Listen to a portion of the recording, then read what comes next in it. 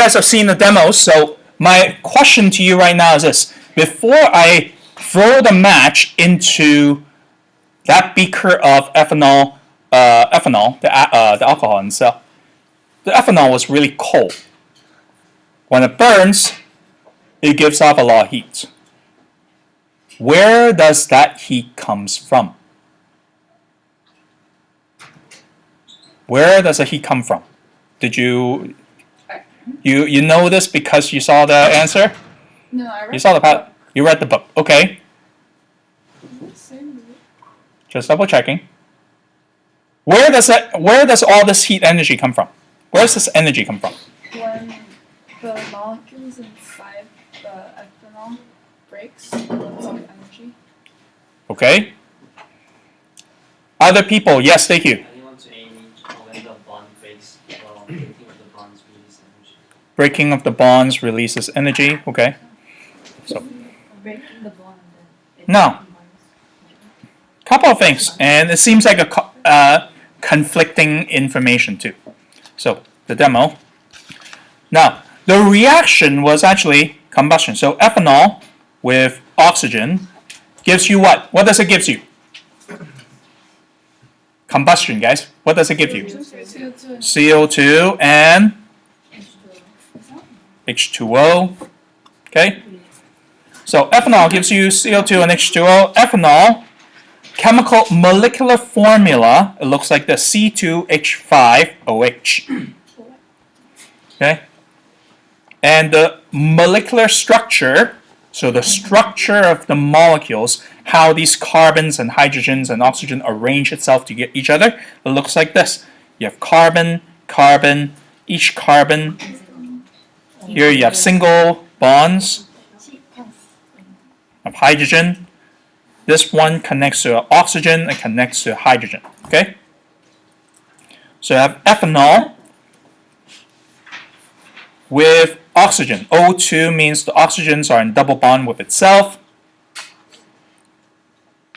Now, so you guys were saying earlier the energy was stored in the molecule of the ethanol. And then DayQ was saying something about breaking down the bonds releases the energy. Luna, you're saying something else. I think breaking down the bonds itself needs energy, and then by the process of rearranging those bonds, release the energy. You release the energy. Okay.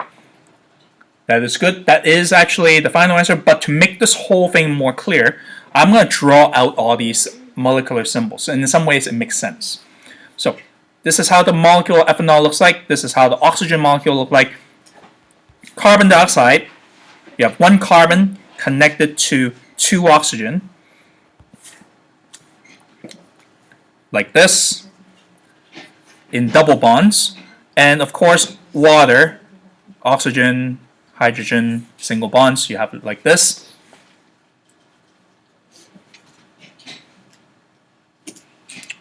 Now,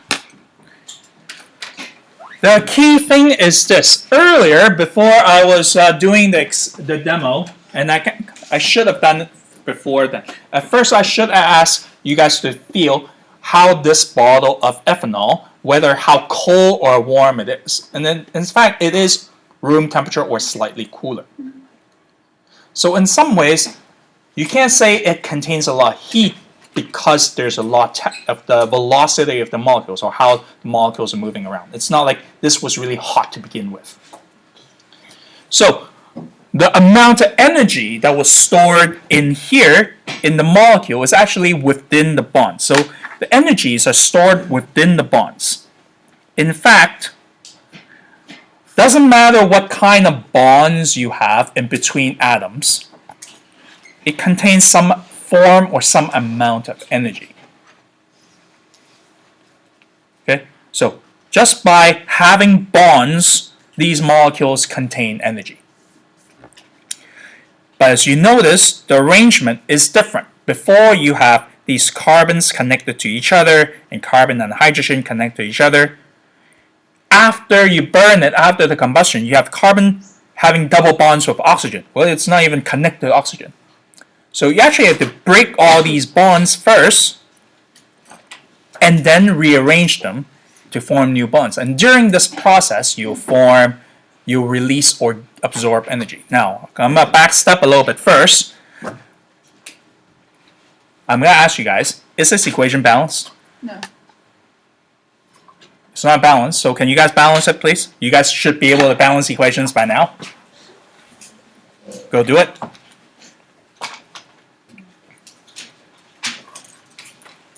Note to self, write bigger in the future. The back row people can see easily. Oh, this is recording. Yep.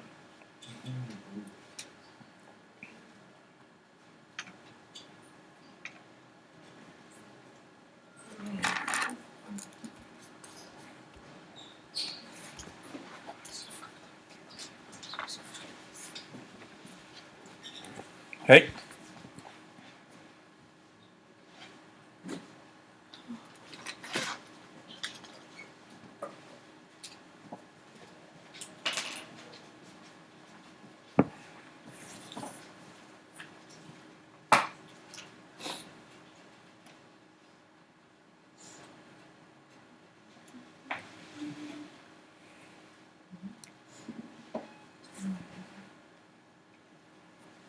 This is my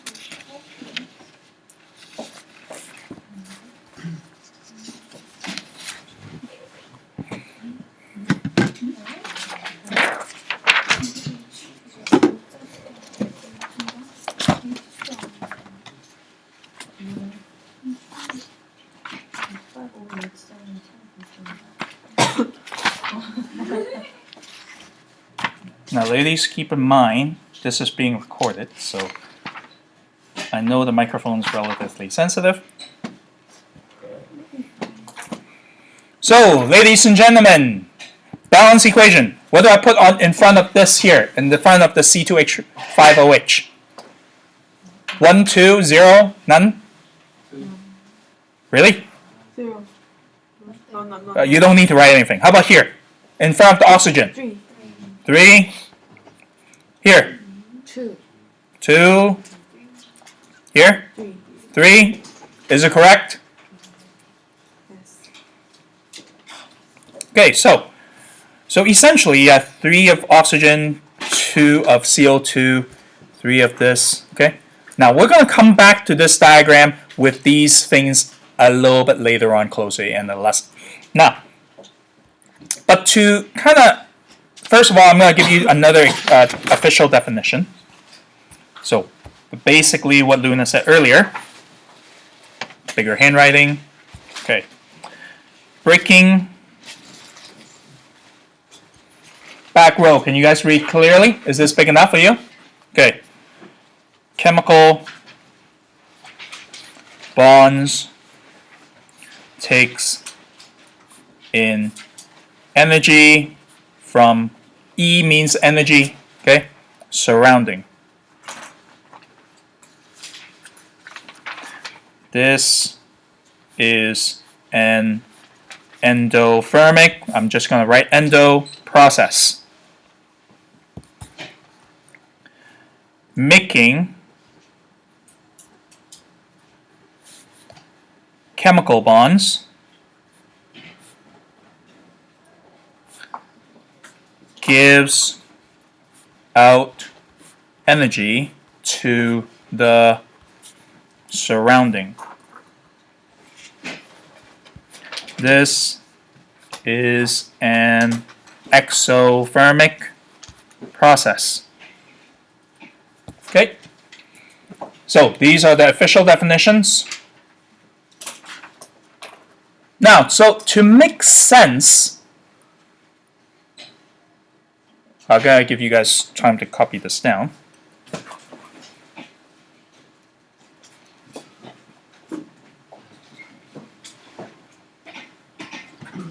Does E stand for Energy. Oh,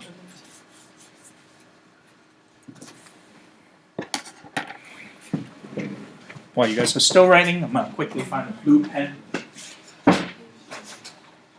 Blue pen.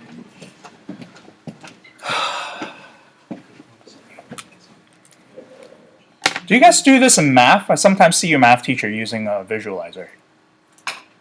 Well, Oh, sometimes. Yeah, Ms. Conrad. Does she record the lesson? No. Okay. So, E stands for energy. Guys? Energy. You know, E equals mc squared. Energy equals mass times speed of light squared. Okay. Now, so we're talking about breaking the bonds, takes in energy from the surrounding, making the bonds, making new bonds give the energy to the surroundings. Now, what does this mean? And so why does it, what Mr. Chang was saying earlier, all these energies are stored in the bonds. Now keep in mind, right now, in my flask, in my beaker, and I'll record this, I still have ethanol sitting right there. If you think back at my reaction, it was ethanol reacting with oxygen in the air. So right now, all this ethanol is surrounded by all this air. It's not burning. It will happily sit there for a long time until you add a little bit of energy in there. So for all chemical reactions to take place, you always need to add a little bit of energy to give it a start. Okay? So in this case, you give that little bit of energy so that all these bonds that are sitting right there happily will break down. Do you guys follow so far? So in some ways, I'm going to use a graph to show this. In a graph, time, energy, level. So at first, you have ethanol and oxygen. It has a certain amount of energy. Remember, all these molecules contains energies in their bonds. Whoops, it's not shown. All these molecules contain energies in their bonds. Okay, so it has a certain energy level. As I said before, you need to give these molecules a start, some energy to break all these, some energies to break all these bonds. So you have to add a little bit of energy in there. So in this case, you add a little bit of energy in there so that all the bonds are broken. All bonds are broken. So you just have carbon, oxygen, and hydrogen floating around in some ways. Think of it that way. It doesn't last long. So you actually have to add a little energy to break all those bonds. So that is where this is the endothermic reaction process. You give a little bit of energy to break all those bonds. Now all those bonds are broken. All these carbon, oxygen, and hydrogen are there floating around. They will eventually, in a very quick reaction, form back to your product. They have all these new bonds between the carbon and oxygen and hydrogen have to be reformed. So they will have to reform these new bonds, and it just so happens that carbon dioxide and water, the bonds in them are a lot lower. So in this case, when they're forming new bonds to make carbon dioxide and water, it gives off a lot of heat. Remember, making chemical bonds gives out energy. So it just happens that they give out a lot of energy. So in this case, if you consider the whole entire thing going from reactant to product, from here to there, it goes through a part where it takes in energy, breaks all the bonds, exo, and then you have an exo part which gives out energy. Now, just because this reaction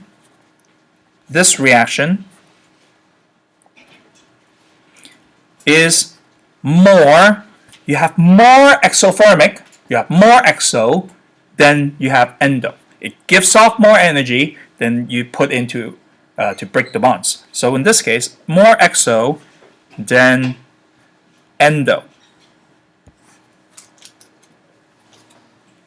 So in this case, if you think about the whole entire thing, this is kind of think of it as net, like net gain, net profit, that kind of stuff.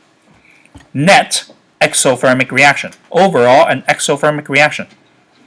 Yes, you put in a little bit of energy to break the bonds, but you get lots of stuff back. So it's net-wise exothermic reaction.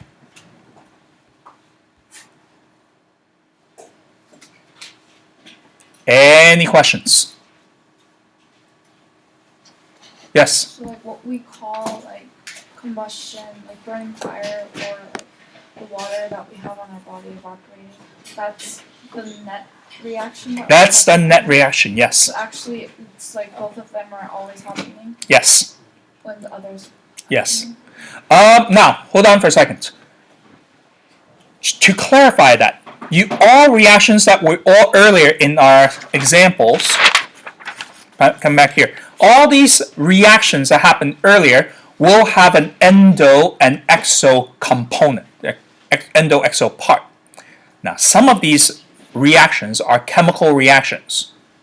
Okay, you're changing one substance to another. So here, hand warmer, that's an exothermic reaction. Cooking, that's an exothermic reaction. No, that's a chemical reaction. These are chemical reactions. You're forming new substances. Something like here, water evaporating, ice melting. These are physical reactions. So it won't be bonds are broken, but there will be some kind of sort of intermolecular forces or bonds that are removed. Good? Question on this part? No? Yes? Is the energy level in the Within the reactants? molecules. Okay. Within the molecules. Within the substance. Not the temperature. Okay? Within the molecules. Okay. Now, this is how the diagram looked like of a net exothermic reaction. So, for an endothermic reaction, the diagram will look probably more like this. For a more endothermic reaction, you probably start off relatively low, and then you have to put in a lot of energy to break the bonds. And then when you start forming new bonds, your final product, so your reactant, your product is actually quite high in the energy level. So you actually only give off a little bit of energy. Okay? So if you ever see a diagram or a graph like this, where your reactant energy level is low, you have to go up, you have to put in a lot of energy, goes up to the state where there's no bonds, and it only gives off a little bit of heat. So in this case, if you see a diagram like this, this reaction is more endo, because here, you look, there's a lot of endotherm, this part is right a lot more. So it's more endo than exo. There's a lot more of this than this. So in this case, you call it net. This will be net endothermic reaction. Do you guys understand so far? Because overall, you put in more energy to break these bonds than the little bit of energy that you get out from when the new bonds are being formed. Good?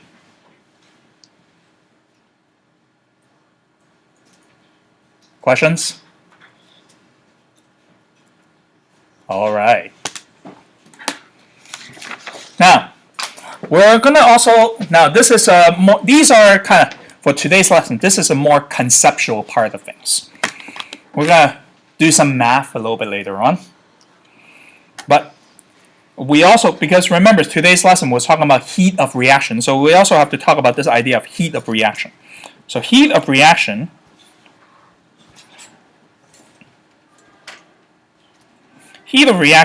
usually you see the symbol delta H. Delta, you should have heard it from math. It's just change of, think of H as heat. I think it stands for something else. I don't remember anymore. So delta HR, heat of reaction. Now, going back to the earlier diagrams,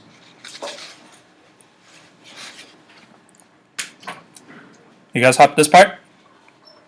Now, going back to earlier diagrams, like this one. So in this case, energy level. If you look at this, I'll use a pencil to show the color changes, if my pencils are actually workable. Anyone have a pencil I can borrow?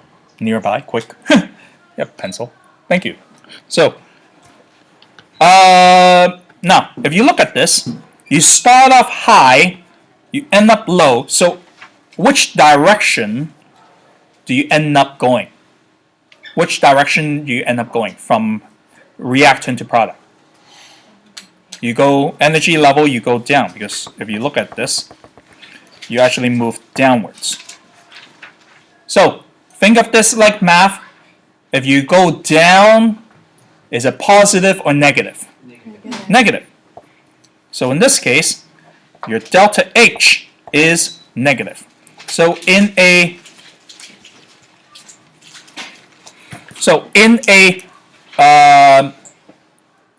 exothermic reaction, your delta H is always negative. Delta H is negative.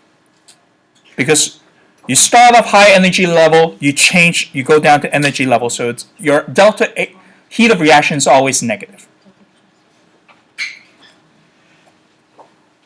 Now, on the other hand, when you're looking at a endothermic reaction, you start off pretty low, you end up pretty high. So your energy level, change in your energy level, it's up. When you go up, is it positive or negative? When you go up, it's positive or negative? Positive. So in this case, your delta H is positive. So in endothermic reactions, your delta H is always positive.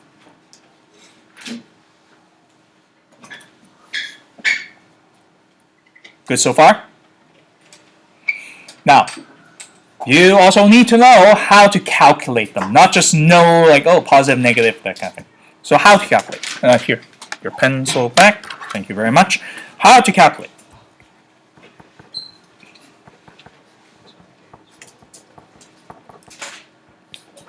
What time is class ends? Oh, loads of time. How to calculate? So, delta HR, heat of reaction, is always all the bond energies of the reactant, all the reactants, okay, S, minus all the bond energies of the product. Okay? All the bond energies of the reactants, all the bond energies of the product. Simply because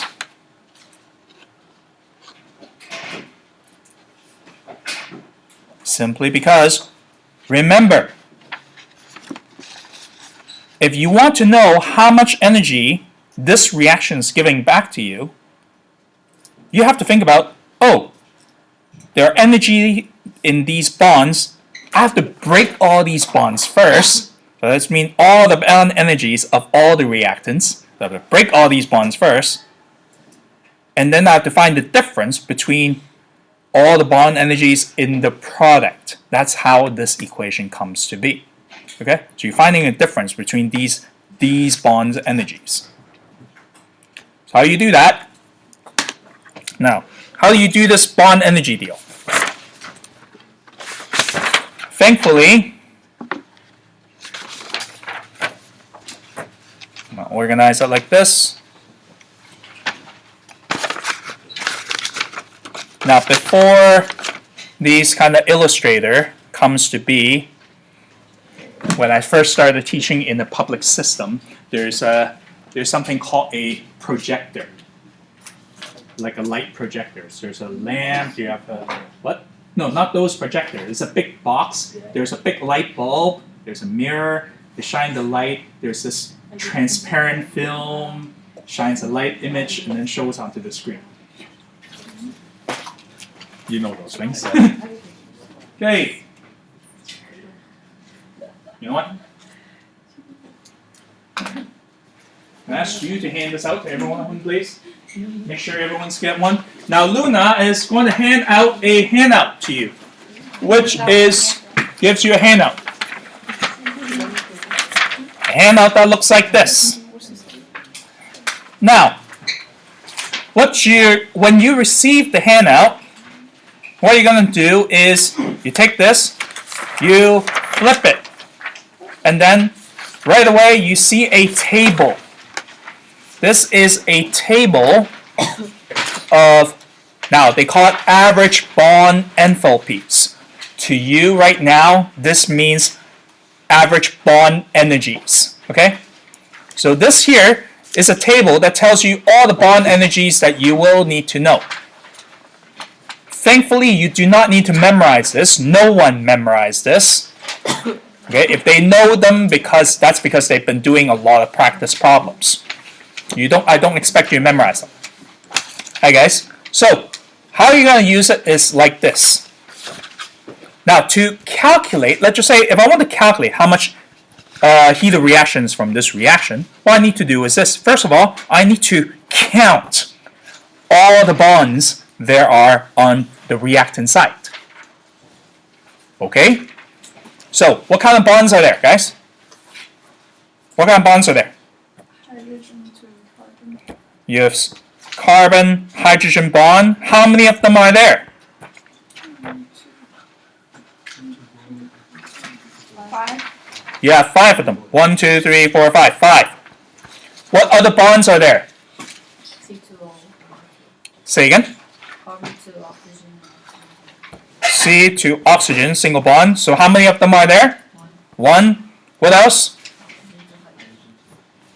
Hydrogen to oxygen or oxygen to hydrogen. Direction doesn't matter. How many? 1. What else? What else? Carbon to carbon. Carbon to carbon. How many carbon to carbon? 1.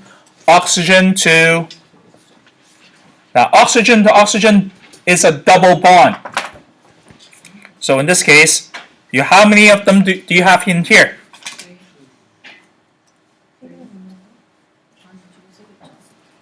3.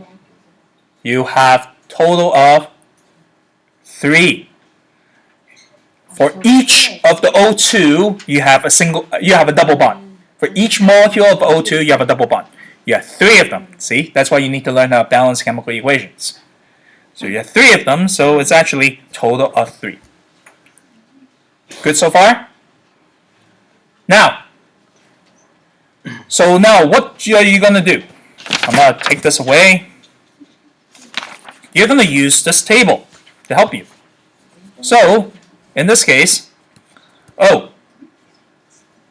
carbon-hydrogen bond. Carbon-hydrogen bond, each of those are 413 kilojoules. So you do 4 times 413, that will give you 2065 kilojoules. Okay? Carbon, oxygen. You looked at this list. Carbon, oxygen is right here. 358. So 358 is 1 time, so it's 358. Hydrogen to oxygen, or oxygen to hydrogen. Here's 463. So 1 times 463 gives you 463. carbon-carbon single bond is 348, so it's 348. Now, oxygen-oxygen double bond. Now, in this table, they don't show you oxygen-oxygen double bond. They just say O2. That's fine, but still 495 times 495. So in this case, 5, 8, 14. Okay? Do you guys follow so far? Now, is it correct? I'm just doing it out of my head. So the double bond counts as 2 bonds? Nope. Ah! Look here, look here. Look here. Look up at the screen. Look up at the screen. Look up at the screen. Keep in mind, look at here. Carbon-carbon single bond is 348. There is a carbon-carbon double bond. Carbon-carbon double bond here is 614. Carbon-carbon double bond is not double of this, nor is it times 3 if it comes to a triple bond. So you have to actually be very careful, make sure you use the right number and count the right numbers. This is where for a lot of students, this is where they make mistakes. Do you guys follow so far? Now someone with a calculator, if you can, please add this all up for me. That would be awesome.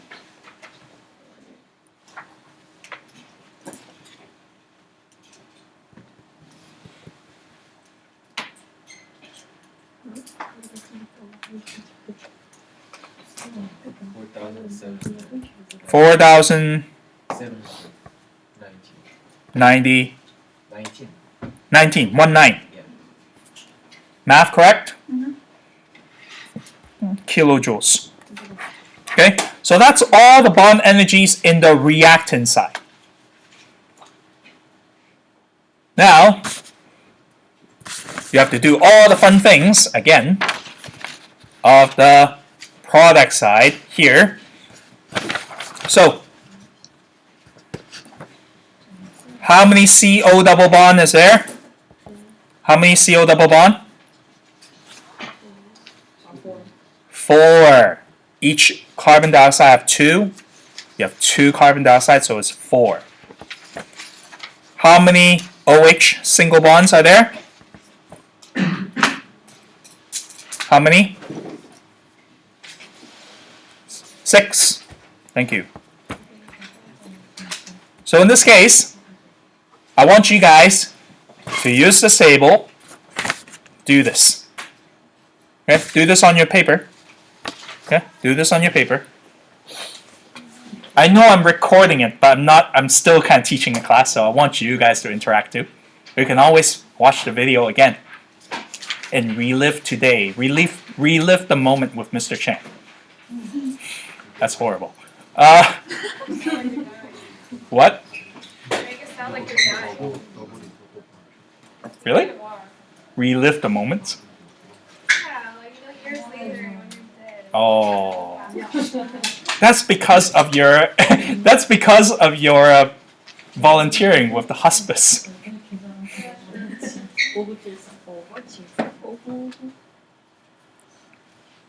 Wait, this is being recorded. It is being recorded. So that's why I say reliving the moment.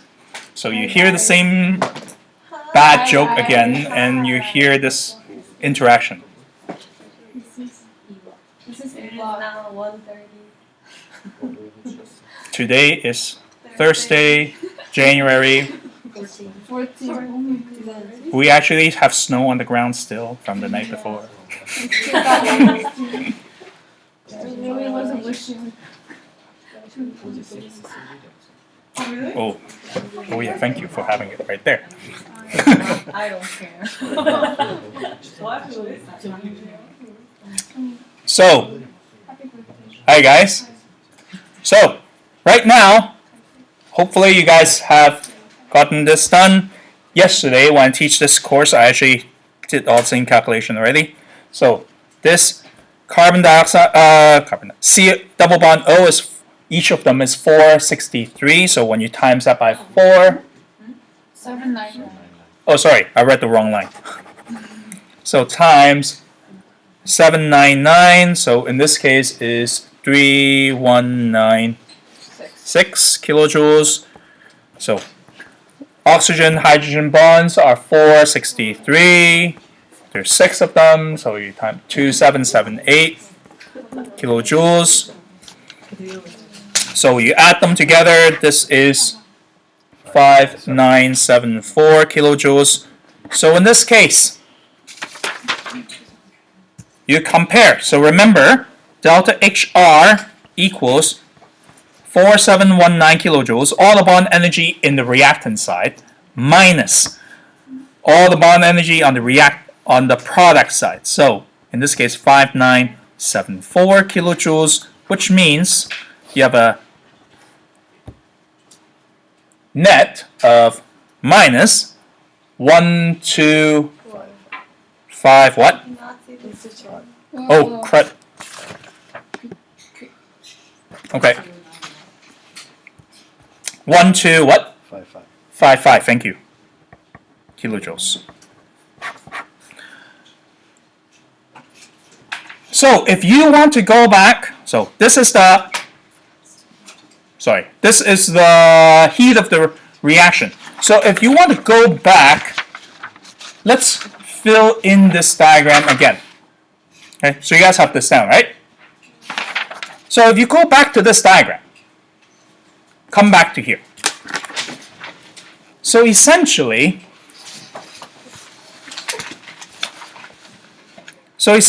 what it's saying is this. You have to put in 4,719 kilojoules to break all these bonds. When all the new bonds are being formed, this section here, it gives off 5,974 kilojoules. So because of that, that is the reason why you have a net exothermic reaction of, it gives off 1255 kilojoules. This is actually quite a lot of energy, if you think about it. Okay? Of course, not to scale. Sorry about that. I didn't really know. Okay? Questions? Now, what I want you guys to do is this. For your handout that you guys just received, I want you to do all of the first page, because remember, the part where most people make mistakes are on counting the bonds and using the table. So I want you to make sure you know how to do this. And the first number 1 to 4, this section here. Now, I was told you guys have learned how to figure out the structure, so you should be able to do that. Oh, C2H4, it's, you didn't learn it? Someone told me that you guys learned this last year in grade 9. Drawing the diagram. Drawing the diagrams. Yeah, so you know, like, so you should be able to tell. So C2H4, it's should look like this. Thank you. Okay, so and other things. Now, if you don't know how to do this, figure out the structure. That's fine for now. You can look it up on internet. I will find a video for you to review how to do those things, and I do expect you to know how to do them later on. Okay?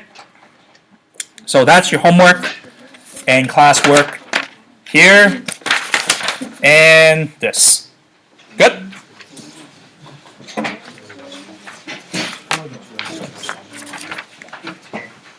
And